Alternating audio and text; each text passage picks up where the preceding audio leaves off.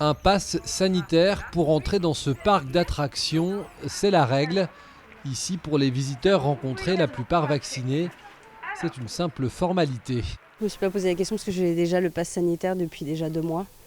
Donc pour moi c'était une évidence, donc simple pour moi, sachant que je partais en vacances. On était déjà vaccinés depuis un petit moment, donc ça a suivi son cours. Non, on était déjà vaccinés avant de venir en vacances, on avait prévu. Oui, mais voilà, avec ce pass sanitaire, de nombreux visiteurs ne viendront pas.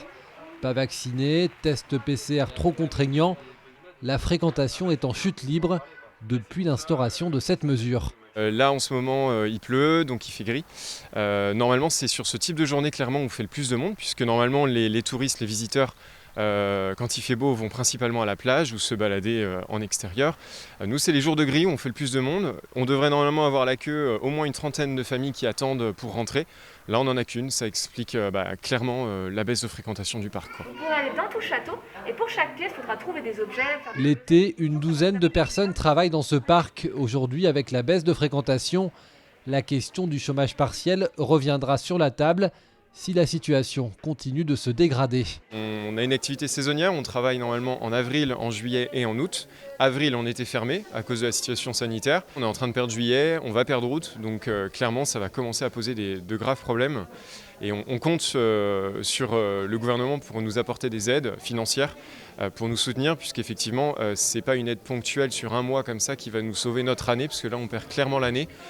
Donc on court clairement à une catastrophe économique. Avec les entrées, ce parc d'attractions gagne de l'argent avec le snack et la boutique de souvenirs. Une manne importante qui, là aussi, depuis l'instauration du pass sanitaire, est en forte baisse. En fin de journée, normalement, on devrait avoir beaucoup de ventes. Ça permet aussi, ça contribue au chiffre d'affaires de la structure. Clairement, moins de visiteurs, moins de snacks, moins de boutiques, c'est un effet domino.